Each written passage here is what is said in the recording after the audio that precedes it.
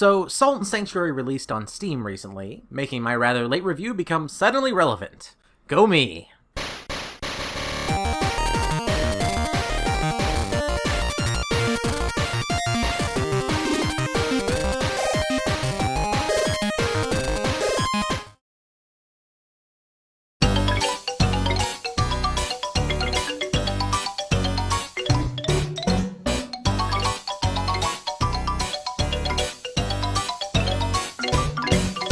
If you haven't heard or guessed it by now, the simplest way to sum up Salt and Sanctuary is that it's a love letter to the fans of Dark Souls from Dark Souls fans. And while yes, upon first glance, Salt and Sanctuary can appear to be just a 2D Dark Souls, in my opinion there's a lot more to it than just that. What we have here is a 2D action exploration RPG, with a serious level of difficulty and traps around each corner. You've got a wide map with branching paths and shortcuts, and it will all certainly feel instantly familiar, but in a variety of ways. I've often considered the Souls game formula to be the next evolution of the Metroidvania action exploratory gameplay, and when playing this demake of Souls from 3D to 2D, it reveals how much of the former comparison is dead on. Progression is done mostly through beating bosses and getting a few character upgrades, and it has a thick atmosphere of loneliness that it carries throughout the entire experience. And Salt and Sanctuary establishes that atmosphere within minutes. After you've made your character, everything begins with a vague monologue to set the stage and a short tutorial on a ship.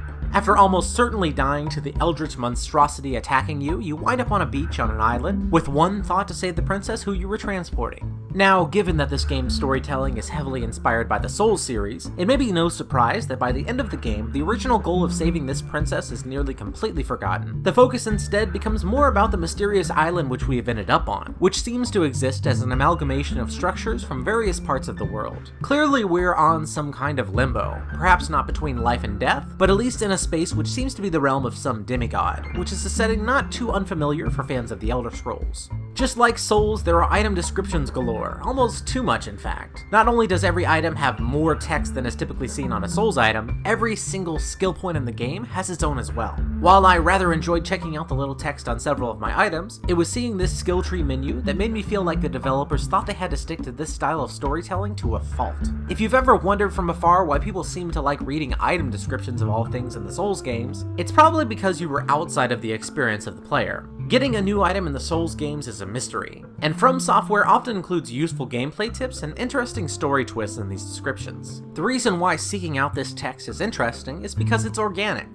The player isn't forced to check out the item descriptions or the skill descriptions, but if they choose to do so, it's a quick process and usually very illuminating. Now consider this. From the moment you reach your first sanctuary, all of these are open to read at the same time. Needless to say, it's pretty intimidating. Now, I want to specify that this isn't a real problem, per se. Speaking as someone who really enjoys putting clues together to understand lore, I'm actually less willing to do so here because of the sheer, overwhelming nature of this one menu. It's hard to even know where to start. Other than this, I find the world of Salt and Sanctuary wonderfully told. There are altogether 23 different environments for you to explore, some of which take clear inspiration from the Souls games, but I personally never felt like it crossed the line into outright copying. Even in familiar settings such as a swamp or a castle, Salt and Sanctuary's unique limbo-esque art style keeps things feeling atmospheric and fresh. Speaking of that art style, one of the most common complaints by reviewers had to do with the odd design of the faces in the game. Now, having a cartoony design here does make some degree of sense, as non-exaggerated features would be very hard to make out from afar. But intentionally or not, this feels like the 2D equivalent of the potato people that were pretty much the only options in character design for Demon Souls and Dark Souls 1. At the end of the day, it isn't a big issue, especially when, like in most Souls games, your head will be covered by a helmet or robe in no time flat. Besides this one nitpick, it's hard to say that anything else in this art style looks bad. There are some wonderfully grim and depressing places to visit, which is only a natural fit for the combat in the game. Speaking of that combat, there's really no other way to describe it other than it feels like a Souls game. You have slower paced combat with big penalties for getting hit. You'll need to plan out how you want to approach each situation, while also managing your stamina, healing items, parrying, and the aggro of mobs. Rushing in will often place you in impossible circumstances, but observant, patient players will be rewarded. The bosses are tough, but you'll soon find yourself preparing, learning, and adapting to overcome each one. If that doesn't manage, you can use couch multiplayer to bring in a friend to assist you for some jolly cooperation. In short, it is a Souls game.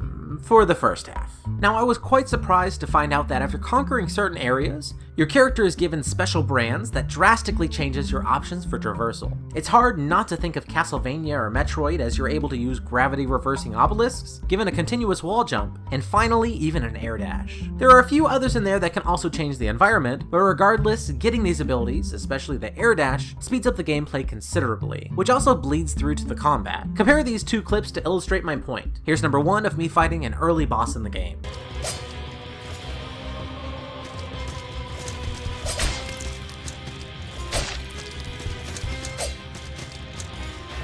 Pretty standard stuff. Then if you take this clip after I've got all the upgrades...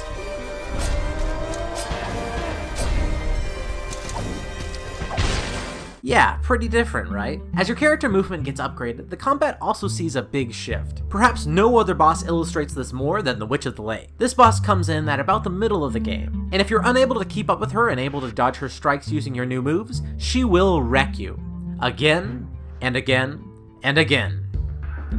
And again, and again, and again.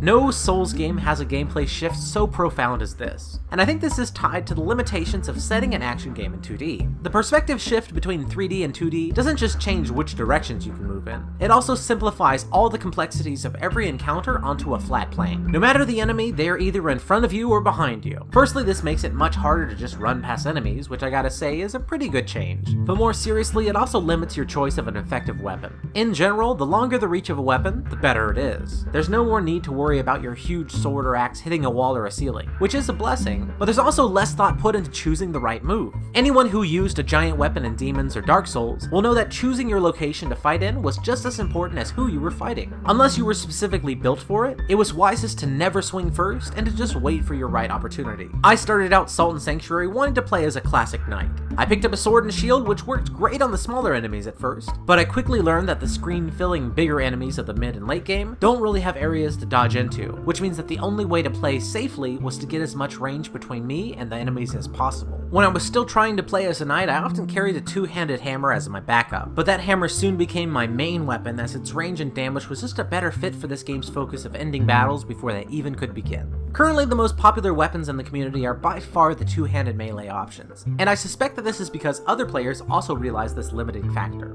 However, the ranged and magic systems in Sultan Sanctuary have their own flavor, which is decidedly different. While bows perform as you might expect, the magic system is split into sorceries and miracles, which feed on your stamina and focus meter rather than being charge-based. Repeated casting will take from your focus meter, but it will also lower your overall stamina pool. This can be replenished through special potions or by resting at a sanctuary, but while you are out exploring, you are incentivized to plan your strikes as best as possible, just so you're not draining your stamina needlessly. I recently finished a playthrough of Demon Souls as a magic user to compare, and in that game I spent as much time in melee as I did in range, but that's not the case in Sultan Sanctuary. This plays into another big difference between the systems, which is the difficulty curve. Whereas magic starts out completely overpowered in the Souls games and pretty much stays there until the end of any of them, you should expect to be horribly weak in this game if you start out as a spellcaster. My first few boss fights as a mage were a nail-biting experience, even though I'd beaten the game before, because I couldn't count on my piss-weak starting flame to do much of anything. Then when you find the first mage vendor and get some new spells, things are pretty much set back into the easy mode, and you'll be spending as much time at range as possible. Regardless of what fighting style you choose, you will inevitably come up against the varied array of bosses in the game, and just like the Souls series, they are truly a highlight. Now I've already talked a little bit about some of them, but in total there are 23 bosses, ranging from your average humanoids to disgusting masses of bile and bodies. Sounds familiar? There are usually 1 or 2 bosses per area, and even a couple optional bosses as well. But if at first you get the feeling that they're too easy, you will surely be surprised by how some of the late game bosses can still wreck you. Especially this asshole right here. Post in the comments if you know what I'm talking about. On the whole, these bosses are a bit more forgiving than your average Souls game boss, but every fight does at least require you to be at your absolute best as a player. I don't want to spoil too much more when it comes to the bosses, because I'm going to be doing a separate video on them soon, but I doubt many will leave feeling underwhelmed by these fights. While I would describe most challenges in Sultan Sanctuary with that classic Souls description of tough but fair, this is not totally true for everything here.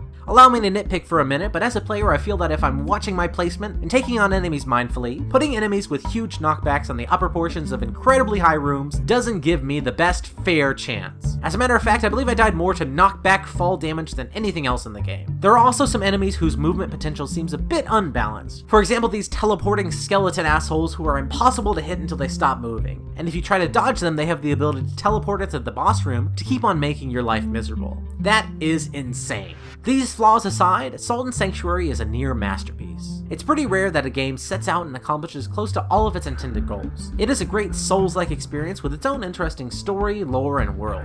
Its combat, especially the ranged and magic system, is something all its own and is similarly intriguing and rewarding to master. Even now, I'm still thinking about the different kinds of characters I want to try out in the future. Pardon my incoming pun, but despite its clone-like experience, Sultan Sanctuary definitely has a soul of its own. I am eagerly awaiting a sequel, and I recommend it for any fans of the Souls series. And I would say it's a must-buy for anyone seeking an excellent Metroidvania. It's not perfect, but damn, I loved it.